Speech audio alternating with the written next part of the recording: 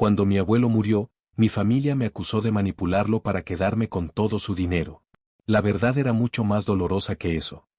Esta historia cambió mi vida para siempre y destruyó relaciones familiares que pensé que durarían toda la vida. Todo empezó hace 2 años cuando mi abuelo Eduardo falleció. Tenía 78 años y había sido la figura paterna más importante en mi vida. Mis padres se divorciaron cuando yo tenía 8 años, y mi papá básicamente desapareció.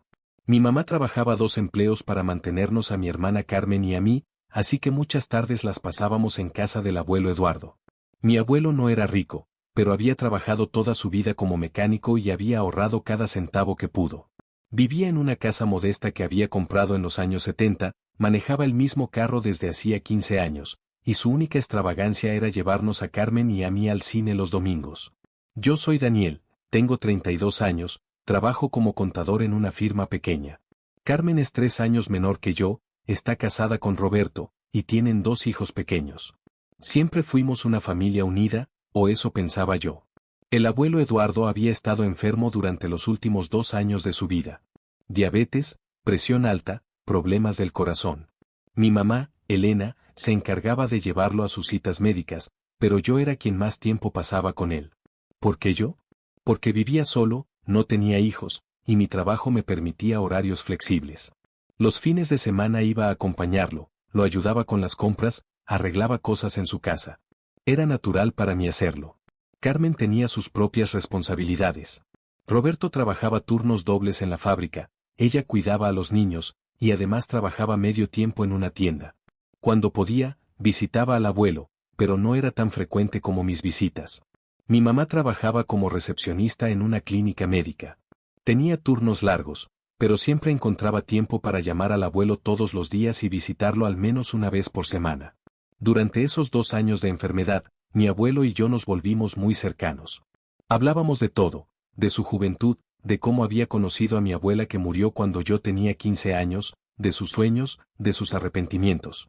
Una tarde, mientras veíamos un partido de fútbol en su sala, me dijo algo que me sorprendió. Daniel, mijo, tengo que hablar contigo de algo importante. Dígame, abuelo. Estoy haciendo mi testamento. Ya soy viejo, y aunque no me quiero morir, tengo que ser realista. Me puse incómodo. No me gustaba pensar en la muerte del abuelo. Abuelo, usted va a vivir muchos años más. Ojalá, mijo. Pero escúchame. Quiero que sepas que te voy a dejar la casa. ¿Qué? La casa va a ser tuya cuando yo me muera. Abuelo, ¿por qué me dice eso? ¿Qué van a decir mi mamá y Carmen? Tu mamá ya tiene su casa. Carmen tiene la suya con Roberto. Tú vives pagando renta en un apartamento pequeño. Era cierto. Llevaba 5 años rentando el mismo apartamento de una recámara. Pero abuelo, esa decisión va a causar problemas. No tiene por qué causar problemas si todos entienden las razones. ¿Cuáles son las razones? Mi abuelo suspiró. Daniel, tú eres el único que ha estado conmigo realmente durante estos años difíciles. No digo que tu mamá y Carmen no me quieran, pero tú has sacrificado tus fines de semana, tus vacaciones, tu tiempo libre para acompañar a un viejo enfermo. No lo hice esperando nada a cambio, abuelo. Lo sé, mijo. Y por eso mismo te mereces la casa. ¿Y el resto de sus cosas? El dinero que tengo ahorrado se va a dividir entre tu mamá, Carmen y tú. En partes iguales. Pero la casa es tuya. No sabía qué decir. Por un lado, me emocionaba la idea de tener mi propia casa. Por otro lado, me preocupaba cómo iba a reaccionar mi familia. Abuelo, ¿ya hablo de esto con mi mamá? No, y no quiero hacerlo hasta que esté todo legal. Por eso vamos a ir al abogado la próxima semana. Una semana después, acompañé a mi abuelo al despacho del licenciado Morales, un abogado que había manejado los documentos de la casa cuando mi abuelo la compró. El testamento era simple. La casa para mí. Los ahorros divididos en 3 partes iguales entre mi mamá, Carmen y yo.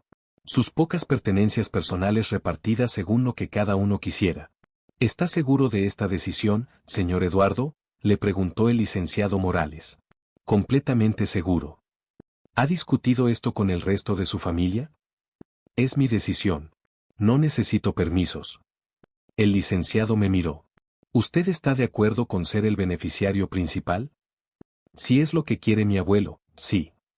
Firmamos los documentos. Mi abuelo guardó una copia en su caja fuerte y me dio otra. Daniel, guarda esto en un lugar seguro.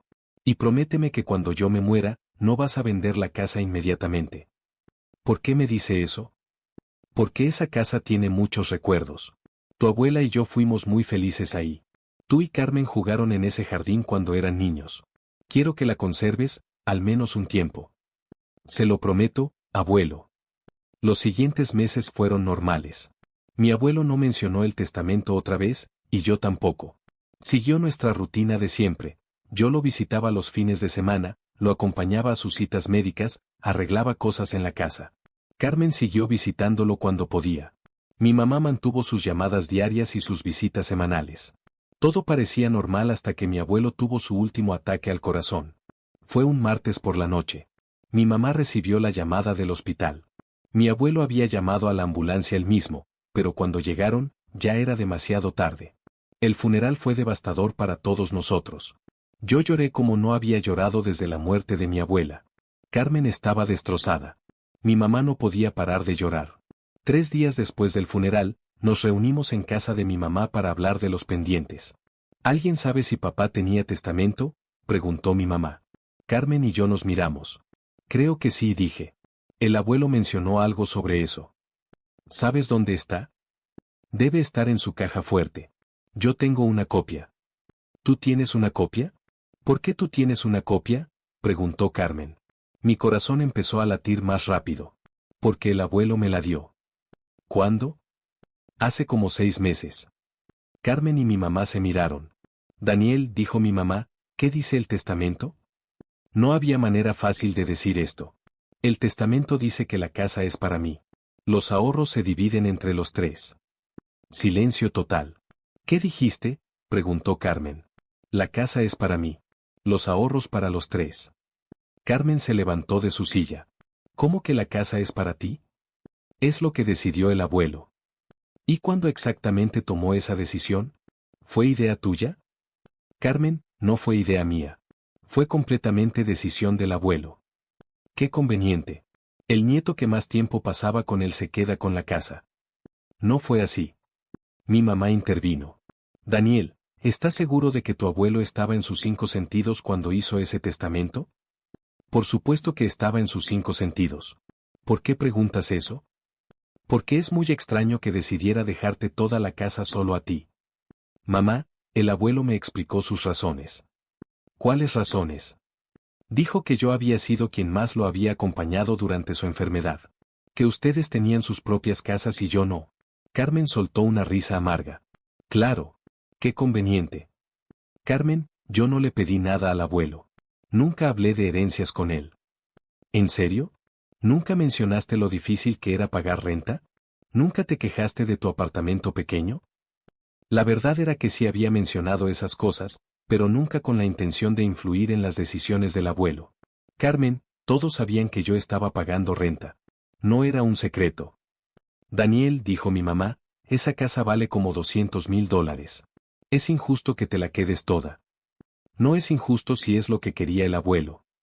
¿O es lo que tú le metiste en la cabeza? Esa acusación me dolió profundamente. Mamá, jamás manipulé al abuelo. Él tomó esa decisión solo. Carmen se cruzó de brazos. ¿Y se supone que debemos creerlo? Es la verdad. La verdad es que tú fuiste el único que tuvo acceso constante a mi abuelo durante sus últimos años. La verdad es que tú fuiste quien lo acompañó al abogado. La verdad es que tú eres el único que se beneficia realmente de este testamento. Carmen, también van a recibir dinero. ¿Cuánto dinero? No sé exactamente. Tenemos que revisar sus cuentas bancarias. Resulta que mi abuelo tenía $45,000 en ahorros. Dividido entre 3, eran $15,000 para cada uno. $15,000 contra una casa de $200,000. Carmen tenía razón. La distribución no era equitativa. Esto es ridículo, dijo Carmen cuando nos enteramos de las cantidades. Daniel se queda con la casa de $200,000 y nosotras recibimos $15,000 cada una. Carmen, yo no escribí el testamento. Pero seguramente influyeron en él. ¿Cómo influyeron en él? No lo sé, Daniel. Pero encuentro muy sospechoso que el abuelo decidiera darte todo a ti. Mi mamá había estado callada, pero finalmente habló. Daniel, ¿estarías dispuesto a vender la casa y dividir todo el dinero entre los tres? Mamá, le prometí al abuelo que no iba a vender la casa inmediatamente. ¿Le prometiste o te conviene no venderla? Le prometí. Daniel, dijo Carmen, esa promesa no es legal. El testamento sí es legal. No es sobre legalidad. Es sobre respetar los deseos del abuelo. Los deseos del abuelo eran que fuéramos una familia unida, dijo mi mamá. ¿Crees que él querría que nos peleáramos por dinero? No nos estamos peleando por dinero. Estamos peleando porque ustedes no pueden aceptar sus decisiones. Carmen se levantó. ¿Sabes qué, Daniel? Vamos a impugnar el testamento.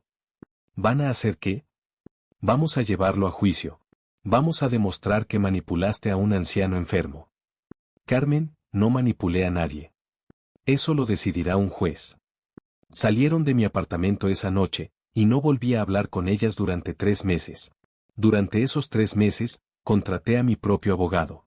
El licenciado Hernández revisó todo el caso. Daniel, legalmente el testamento es sólido, me dijo. Tu abuelo estaba mentalmente competente cuando lo firmó. Había testigos. El licenciado Morales confirma que tu abuelo tomó la decisión por sí solo. ¿Pero qué va a pasar con la demanda de mi familia? Van a perder. Pero el proceso va a ser caro y doloroso para todos. ¿Hay alguna manera de resolver esto sin ir a juicio? Sí. Podrías llegar a un acuerdo extrajudicial. Vender la casa y dividir el dinero, o darles una compensación económica. ¿Pero tengo que hacerlo? No. Legalmente, no tienes que hacer nada. El testamento es válido. Tenía razón el abogado. El proceso legal fue terrible. Carmen y mi mamá contrataron a un abogado que argumentó que yo había ejercido influencia indebida sobre mi abuelo. Tuvieron que dar testimonio todos los que conocían a mi abuelo. Sus médicos, sus vecinos, el licenciado Morales, incluso algunos amigos de la familia. Todos dijeron lo mismo, mi abuelo estaba mentalmente competente hasta el final. Sus decisiones eran suyas. El médico que lo trataba por diabetes testificó que mi abuelo siempre había sido muy claro sobre sus deseos médicos y personales. El licenciado Morales confirmó que mi abuelo había llegado a su oficina con la decisión ya tomada. Que incluso le había preguntado si estaba seguro, y mi abuelo había sido categórico. Los vecinos testificaron que mi abuelo siempre hablaba con mucho cariño de mí, y que mencionaba frecuentemente lo agradecido que estaba por todo el tiempo que yo pasaba con él. 6 meses después, el juez falló a mi favor. El testamento era válido. La casa era mía. Pero la victoria legal fue una derrota emocional total. Carmen no me volvió a hablar. Mi mamá tampoco. Perdí el contacto con mis sobrinos. Me quedé completamente solo en mi nueva casa. ¿Vale la pena una casa si pierdes a tu familia por ella? La primera Navidad que pasé solo en la casa del abuelo fue la más triste de mi vida. Recordé todas las Navidades que habíamos pasado juntos ahí. Mi abuelo cocinando tamales, Carmen y yo jugando con nuestros regalos en la sala, mi mamá ayudando a mi abuela con la cena. Ahora era solo yo, sentado en la misma sala, comiendo pizza congelada y viendo películas navideñas. 6 meses después de que terminó el juicio, decidí hacer algo. Contraté a un valuador para que tasara correctamente la casa. La casa valía $180,000, no 200,000 como habíamos pensado inicialmente. Calculé números. Entre la casa y mi parte de los ahorros del abuelo, yo había recibido $195,000 en total. Carmen y mi mamá habían recibido 15,000 cada una. Era una diferencia de $165,000 a mi favor. Tomé una decisión. Vendí la casa. Sé que le había prometido al abuelo que no la vendería inmediatamente, pero ya habían pasado 2 años. Y había algo más importante que cumplir esa promesa, recuperar a mi familia. Con el dinero de la venta, dividí todo de manera equitativa. Le di $65,000 a Carmen. Le di $65,000 a mi mamá. Me quedé con $65,000. Luego les escribí una carta a cada una. Carmen/mamá, sé que están enojadas conmigo, y entiendo por qué. Aunque yo no influí en las decisiones del abuelo, entiendo que la distribución no fue justa. He vendido la casa y aquí está su parte equitativa del total de la herencia.